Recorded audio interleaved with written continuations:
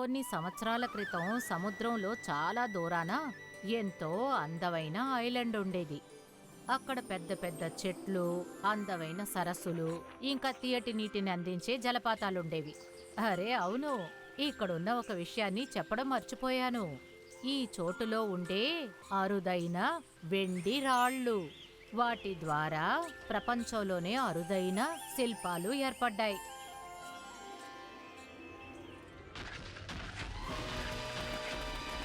వామ్మో, పరిగెత్తండి పరిగెత్తండి! త్వరగా పరిగెత్తండి. అరే ఎవరయ్యా ఈ రాళ్ళని ఇలా విసిరేది? పడిపోతుంది. కింద ఇదిగా నువ్వు ఇలాగే రాళ్ళని కిందకి దించుతావే అంటే క్షమించాలన్నగారు, ఇంకొంచెం ఉండుంటే ఈ రాళ్ల బరువు వల్ల నా పడవ మునిగిపోయి ఉండేది. అందుకే హెచ్చరిక లేకుండా ఇలా చేయాల్సి వచ్చింది. నువ్వేంటి విచిత్రంగా ఉన్నావు? ఎవరి తల మీదైనా పడుంటే అప్పుడు పరిస్థితి ఏంటి? ఓ, విచిత్రమైన వాణ్ణి నేనా లేదా మీ వీధి నియమాలా? ఇలాంటివి ఎక్కడైనా విన్నారా మీరు? శిల్పాలు చేసే కళను నేర్చుకోవాలంటే మనమే రాళ్ళని తీసుకురావాలని పెద్ద మాట్లాడుతున్నారు. ముందు మీ నియమాలను సరిచేసుకోండి, ఆ తర్వాత మాట్లాడండి. నేను బయలుదేరుతున్నాను. ఇతను చెప్పేది కూడా నిజమే. మన రాజ్యంలో ఉన్న నియమనాలు చాలా తప్పుగా ఉన్నాయి. ప్రతిరోజు ఈ బండ నుంచి విముక్తి దొరకాలంటే మనం ఖచ్చితంగా మహారాజ్ గారితో మాట్లాడాల్సిందే. మీరు మీ సమస్యల్ని చెప్పండి. అది విషయం ఏంటంటే మహారాజా, అది మన రాజు చిర్పి అమర్ సింగ్ చెక్కే కళలు ఎంతో గొప్పదే. అందువల్ల ఎంతో దూరం నుంచి ఆయన దగ్గర కళలు నేర్చుకోవాలని ఎంతో మంది వస్తున్నారు. కానీ ఇది మనకి చాలా గొప్ప విషయమే కదా, ఇందులో ఏం సమస్య ఉంది? సమస్య అది కాదు మహారాజా. సమస్య శిల్పాన్ని చెక్కడానికి నేర్చుకునే నిబంధన. ఆ నిబంధన ఏంటంటే ఎవరైతే శిల్పాన్ని చెక్కడం నేర్చుకుంటారో దానికి కావాల్సిన బండని వాళ్లే తెచ్చుకోవాలంట. ఈ నిబంధన వల్ల మన ఒడ్డు దగ్గర బోళ్ళన్ని బండలు మిగిలిపోయాయి మహారాజా. అంచేత వ్యాపారం చేయడానికి మాకు చాలా ఇబ్బందిగా ఉంది. మంత్రి గారు, మన రాజ్యంలో రాళ్లకి కరువుందా ఏంటి? వచ్చే కళాకారుల దగ్గర రాళ్లు తీసుకురామంటానికి. మీరు ఏం మాట్లాడుతున్నారు మహారాజా? ఏ చోట్లో బంగారం, వెండి, భోజనం, నీళ్లు, ఇందులో దేనికి లోటు లేనప్పుడు ఆ చోటుల్లో రాళ్ళు లేకుండా ఎలా ఉంటుంది మహారాజా? అయితే విషయం ఏంటి? అమర్ సింగ్ ఏదో ఆలోచించే ఈ పద్ధతులు తీసుకొచ్చుంటాడు. అదే మీరు చెప్పారంటే అమర్ సింగ్ ని ఇక్కడికి రమ్మని మనం చెప్పి పంపిద్దామా? వద్దు, అతను మన రాజ్యాన్ని కళాకారుడు కాకుండా నా మిత్రుడు కూడా. అందువల్ల నేనే నా మిత్రుడిని చూస్తానికి వెళ్తున్నాను. ఆ తర్వాత మహారాజు హింబిందు తన ప్రజలతో అమర్ సింగ్ శిల్ప పాఠశాలకి వెళ్ళాడు. అక్కడ మహారాజు రావడం చూసి అందరూ ఎంతో ఆశ్చర్యపోయారు. ఆ తర్వాత అమర్ సింగ్ మహారాజు అక్కడికి వచ్చిన కారణాన్ని అడిగాడు. అందుకు మహారాజు శిల్పకళని నేర్చుకోవడం కోసం రాళ్లను తీసుకురావడానికి ప్రత్యేక నియమాల గురించి అడుగుతాడు. మహారాజా, మన ఈ రాజ్యం చాలా చిన్నది. ఇక్కడున్న చెట్టు, చేమ, నీరు, అంతెందుకు రాళ్ళు, ఇవన్నీ ప్రకృతి ఇచ్చిన వరాలు. ప్రకృతి మనకి అందించిన ఈ వరాల్ని మనం సద్వినియోగం చేసుకోవాలి. ఈ చెట్టు, మట్టి, నీరు, వర్షం, రాళ్ళు, వీటిలో ఏ ఒక్కదాన్నైనా మనం నాశనం చేసే ప్రయత్నం చేస్తే అప్పుడు ప్రకృతి విశ్వరూపం దాలుస్తుంది. ఆ తర్వాత ఇక్కడ ఏ ఒక్కటి మిగలదు. అలా ఏమీ మిగలకపోతే మన భావితరాలకి మనం ఏమందజేస్తాం? అద్భుతం అమర్ సింగ్, అద్భుతం. నీ ఆలోచన తెలుసుకున్నందుకు నాకు చాలా సంతోషంగా ఉంది. ఇప్పుడు మీ సమస్య ఏంటో చూద్దాం. మీరు శిల్పాలు చెక్కడానికి రాళ్లను తీసుకురావడానికి విడిగా ఒక చోటుని మీకోసం ఏర్పాటు చేస్తాను. దాని మూలంగా మీకు ఎలాంటి సమస్య ఉండదు. ధన్యవాదాలు మహారాజా, ఇది నిజంగానే చాలా మంచి విషయం. మహారాజా మహారాజు మాటలు విని అందరూ సంతోషిస్తారు. రాజు చెప్పినట్టుగానే రాళ్లను తీసుకువెళ్లడానికి ఒక ప్రత్యేక తీరాన్ని ఏర్పాటు చేశాడు. అందువల్ల వ్యాపారస్తులు అక్కడ వ్యాపారాన్ని సంతోషంగా కొనసాగించారు. కొన్నేళ్ల తర్వాత మహారాజు హిమబిందు స్థానానికి అతని కొడుకు రాజ్దీప్ సింహాసనాన్ని అధిరోహించాక ఆ తర్వాత మెల్లగా అన్ని మారసాగాయి.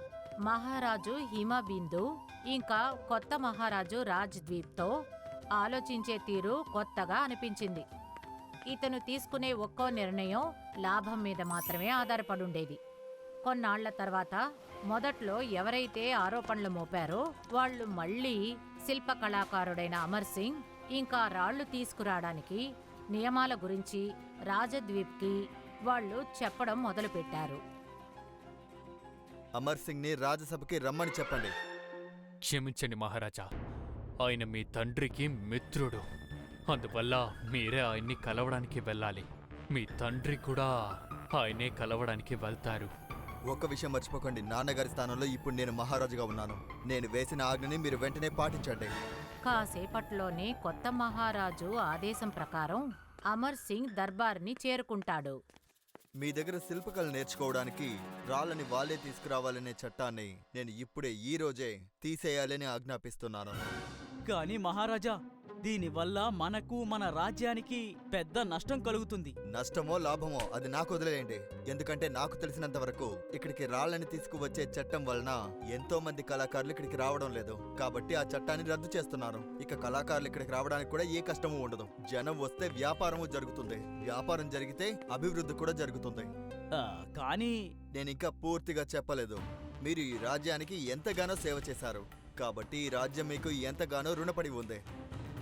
కానీ ఇకపై మీరు విశ్రాంతి తీసుకోవాల్సిన సమయం. కాబట్టి మీ సేవల నుంచి మీకిప్పుడు ముక్తిని ప్రసాదిస్తున్నాను. ఆజ్ఞ మహారాజా. తన లాభం ముందు మహారాజు రాజ్ద్వీప్కి వేరే ఏ ఆలోచన సరనిపించలేదు. కాబట్టి కొత్త నియమాలు వచ్చాక మెల్లగా రాజ్యంలోకి జనం ఎక్కువగా రాసాగారు. తవ్వకాలు కూడా ఎక్కువయ్యాయి. రాళ్లను తీయసాగారు.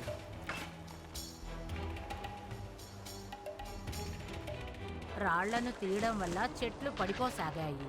గోతులు తవ్వడం వల్ల మట్టి ధూళి కారణంగా పంటలు దెబ్బతిన్నాయి. ఎండ ఎక్కువ అవసాగింది, భూమి ఎండిపోసాగింది. అందువల్ల ప్రజలు మెల్లగా ఆ ద్వీపాన్ని వదిలి వెళ్ళిపోసాగారు. ఆ తర్వాత కొద్ది రోజుల్లోనే రాళ్ళు శిల్పాలు తప్ప అక్కడ వేరేమీ లేదు.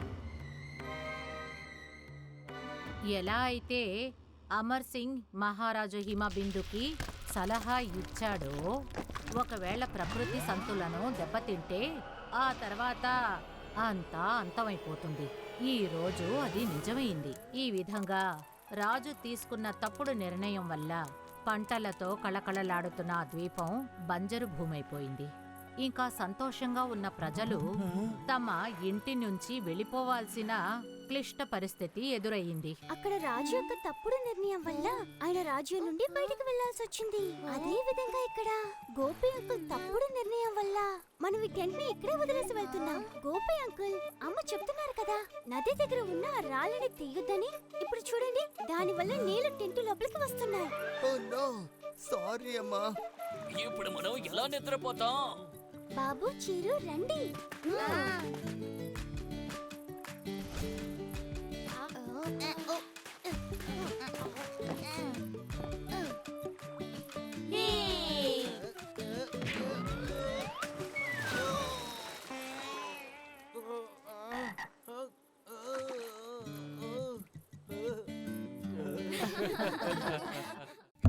If you like this video, subscribe to our channel Murthy Media.